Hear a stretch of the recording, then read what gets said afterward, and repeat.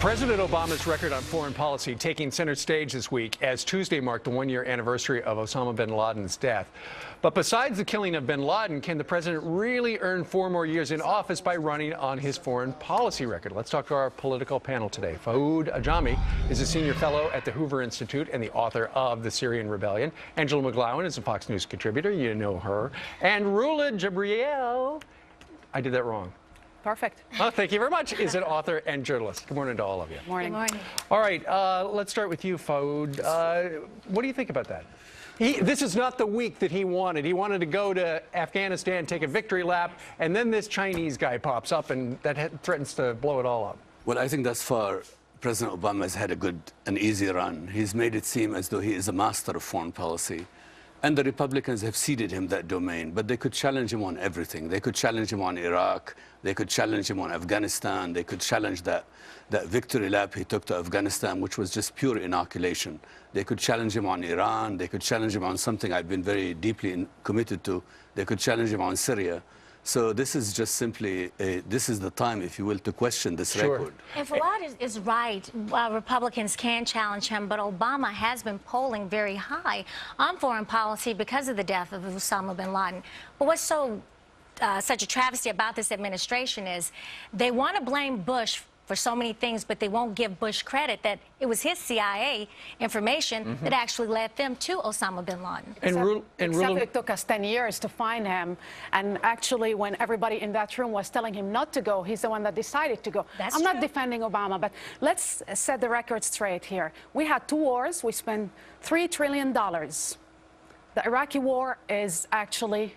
He promised that he will finish that war, and that war is finished. Right. Of course, the result is not what we all wanted, but that war is over. Americans didn't want to stay in that war. They didn't want to stay in Afghanistan. But let's also say about other things. Since he was in office, there was 250 drone strikes. Every Al-Qaeda was decimated everywhere. But here's the deal. Every 4 days, here's the facts. He take out. Rula, he has certainly had some success, absolutely, ended the 2 wars and killed bin Laden. But the question is, do people even care about foreign policy, or is it the economy? I think they care about the economy and the fact that 17 million people, they care about taking out bin Laden, a guy that was responsible of 3,000 people that were killed. They care about the fact that home foreclosures have increased. They care about the fact that the median I understand, but why do you need to put him to $4,200? It doesn't mean anything. It does mean a lot. It means to American people to have a secure country as much as have job creation. If we don't have homeland but why attack security, the man over something that actually benefited the American people? Then we won't have anything. That's true. But when people go into the ballot box, why attack him only because you're on the ballot box? I mean, let's be honest about it. They're not going to be thinking about Osama bin Laden. Let's not go to ideology. They're going to be thinking about, and we're not going to ideology here. In this country is what we're going to. If you would let me talk, ladies, we're out of time. Ladies, we're out of time. You talked over each other. You're attacking him over and over only because you're in this channel. Let's be honest. Excuse me.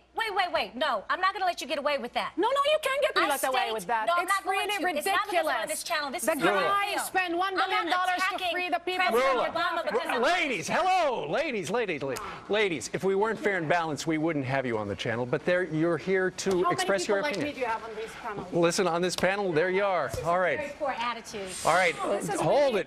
It's Friday. It's supposed to be a fun day.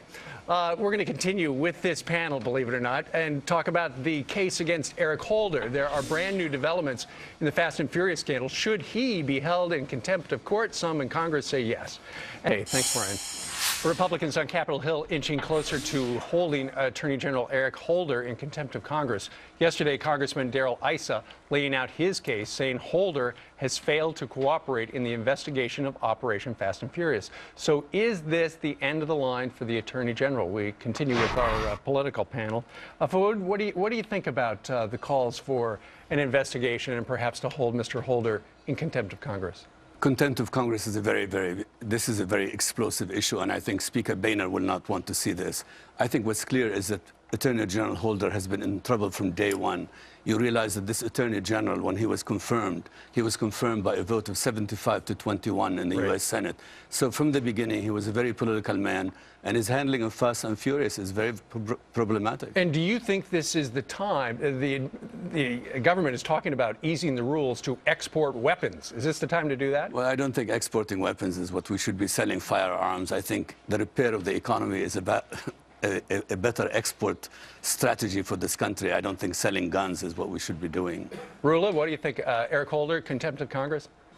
Well, I think he made a bad judgment in this case. He made a bad judgment even when he was with President Clinton. He was his Attorney General, and he actually pardoned or agreed on the pardon of Mark Rich. Remember, let's remember Mark Rich, a billionaire who actually fled the country because he was accused of tax fraud. Not only that, he was pardoned without even being prosecuted. So he, made a bad judgment then. He made a bad judgment now. Well, what do you think about, some have suggested, look, the Republicans are just trying to stir things up before the election, Angela. I don't think that this is a political thing where Republicans are trying to stir things up. Actually, I commend Darrell Issa because the Attorney General is not above the law, and we have checks and balances in place. And you have some Republicans that really don't want this to happen, but it needs to happen. Well, we'll find out. All right, ladies and gentlemen, we thank you very much. Thank you. Spirited debate today. Our thanks to Fode and Angela and Rula as well. All right.